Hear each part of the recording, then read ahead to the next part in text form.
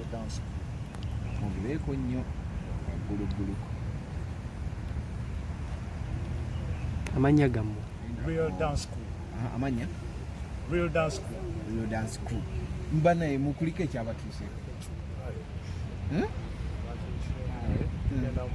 Mugenda mu maaso. Musooke mutubuulire olwo omwaze mu kiki? Kati twagenda tupafominga auditions ku Parliament naye zigenda nga tumanyi tuyinza okufuna omukisa tuyitawo naye ate comments ezimu nga kati Judge Alex Mukulu bwe yayisiza yatudiscouraginze nnyo tuba nti tulina okuzaamu amaanyi ate okusobola okuddayo mu rehearsals okusinziira ku bye tuyiseemu at the moment n'abantu interacting bamaze okutuzaamu amaanyi tuwulira nti tukyasobola okuddamu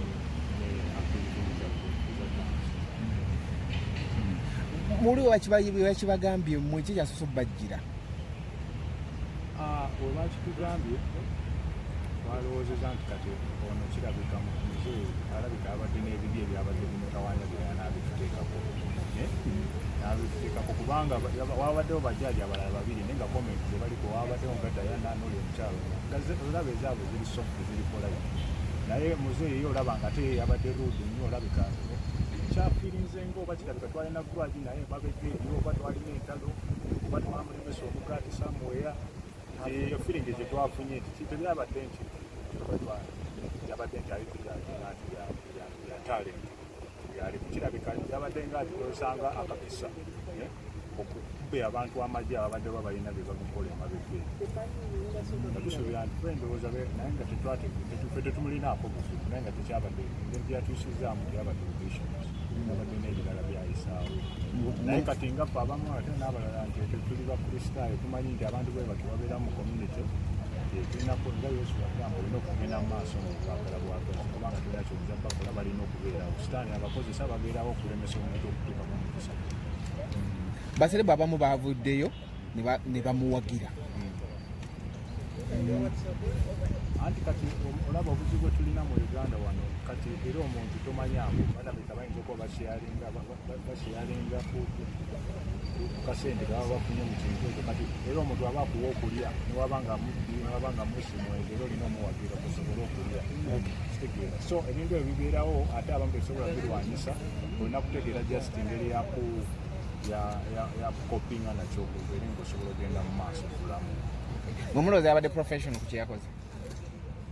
Eyo komenti Alex gyatulowoze yabadde ntuufu kuba scientifically ku science gwe twasomako buli muntu wakola wabanga alikola physical exercises kubanga nedansi zetukola ezimu ziri so physical nti woba osweting era simere evaamu tebeera swet era eba tebeera omuntu ali giwunyiza tabeera comfortable so wakomenti nga yabadde mutuufu kujjako nti kyetwamulabyeko tiyandikitadde mu public kuba abamu bakifuna bubi nnyo ajja kulowooza tonaaba biki onaaba naye noba onaaba emirundi 5 n'okola exercise gye tulikola olina okuswetinga so twandibagambye nti yandibadde probably atuzeeri ku mabbali n'atugamba kugezeeko controlinga kigana okuteeka mu public okuturebukingira mu public kiraba so kyandikyusizaamuko naye nga komenti yabadde ntuufu oba ozina sweti egwayo ate eyo omutabira kampani naddala kati abantu bazze kunyumira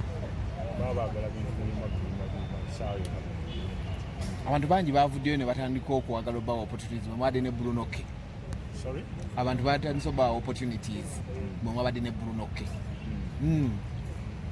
like yabagambye agenda bateeka mu luyimba lwe agenda kubasasulira abayise okuva ejjinja muzze Kampala agenda batwala mufe ebyenjawulo birala temulowooza nti komenti yoli ate yabaguliddewo emikisa?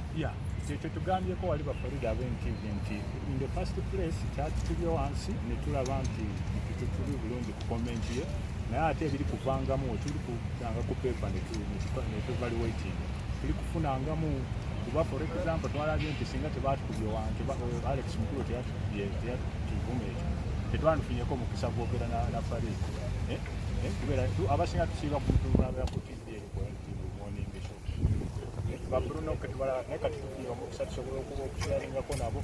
So those are some of the advantages that twafunye mu kino. So all in all katonda yakikoze nti kibeerewo omuntu asobola okufuna mukosamu so amusobola okwebaza Alex Mukulu ekyo kyo Alex Mukulu tukimwebaza oba yakifulumiza era omwani wo yaga twafunyemu kuba kabadde kapange Alex Mukulu sikiwandi naye yapulani kuba naye tapulaning ati kigwagenda okukola wakomense esanga akikoze kale kirabika katonda yamusetinza akifulumye kisobole okukulesinga omulokonaesanga omunaye osanga olwali twabalabye mwazze mulina bino ebintu byebabadde mwesibye kwe kubagamba nti munyo osanga byo byabadde biwunya bo nga byo yagambye so ebintu buzibu ne body nga twakugambye omubiri gino naturally ojjako nga tewagendako mu kilasi ya biology mu O-level gwatasobola kitegeera naye naturally buli muntu wakola physical exercises omubiri gulina okuproducinga sweat ate sweat eyo omuntu tabeera comfortable gifuna. Okay, kale thank you.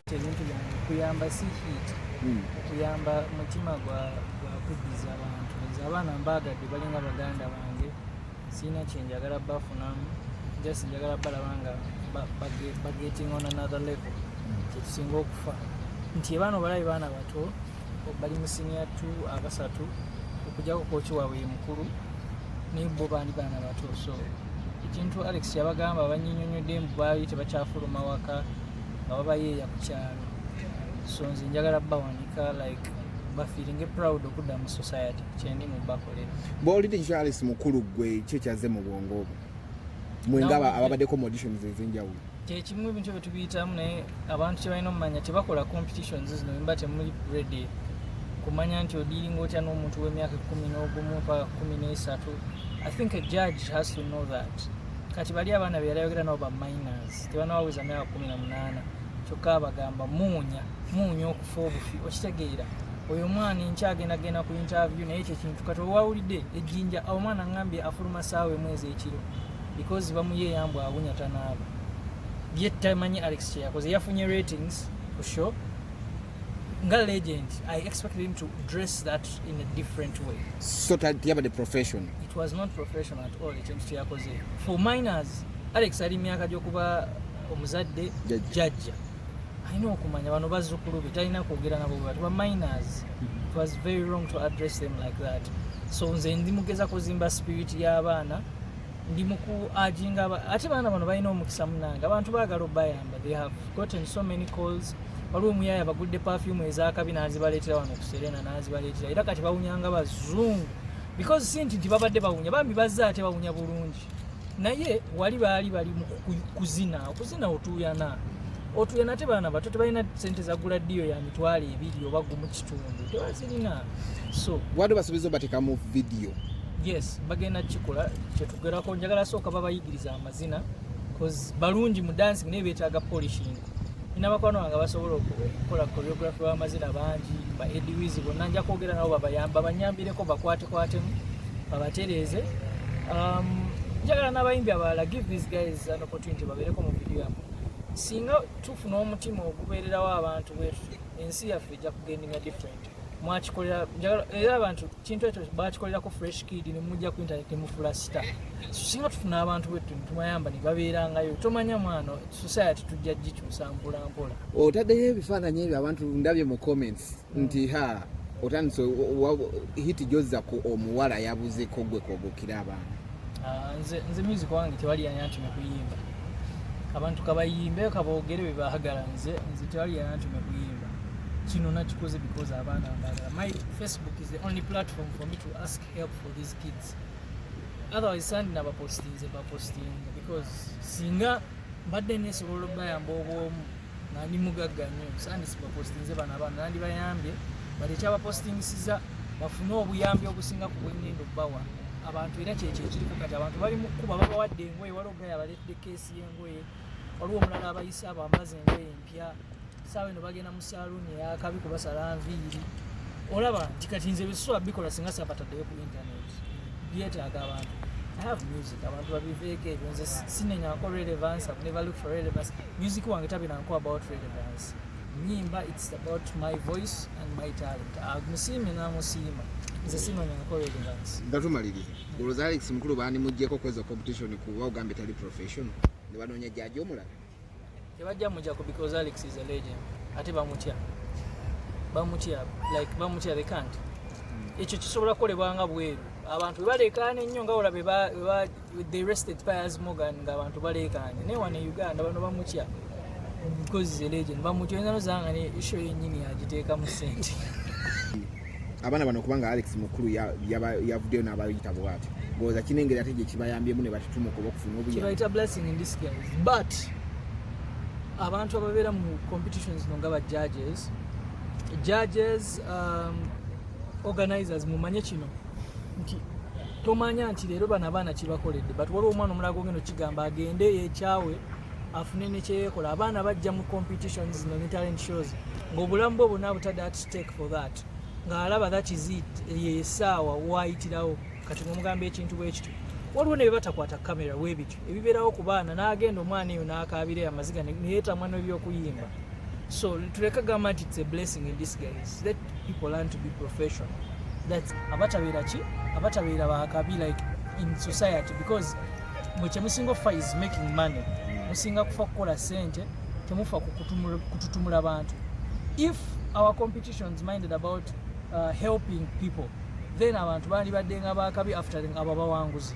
But abawanguzi olumala wangula ne bamuwa kavuwe bo ne batema because bafunye sente ba sponsor biki but singa ba focusing ku talent and how to help young talent then ebintu ebino tulandi badewe bitu bya humiliating young guys. Yes kyalo kuka abakoseza kyenkanaki kati ku kyalo kwe tubeera ate kyo kiri dangerous kuba oli ayinza okuba akamala kwenywera mwenge walagiwe oli ava kunywa njaye nawe oli abuwuliza olina okuwulira baabagambye nti muwunya temunaaba so nekintu ekyo kikumekinga tobeera na mirembe nobanga nebyolikola tosobola kukola ki concentrating ekibanga kikutabula health-wise so effect ekyatategeeramu obwaffe naye nga wetukkiriza nti obeerawo mulamu tukopinga bajja kukoowa kuba abamu nabo balina challenges zaabwe oli talina kyamisana alina ekyemusa agenda kikola emyezi 3 ngaalikwe ajja kukoowa aveeko agenda akolewo. Okay bana bana balina emyaka emeka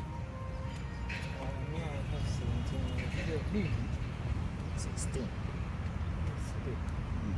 musoma muli mu classes emuki senior 2 I've just finished work.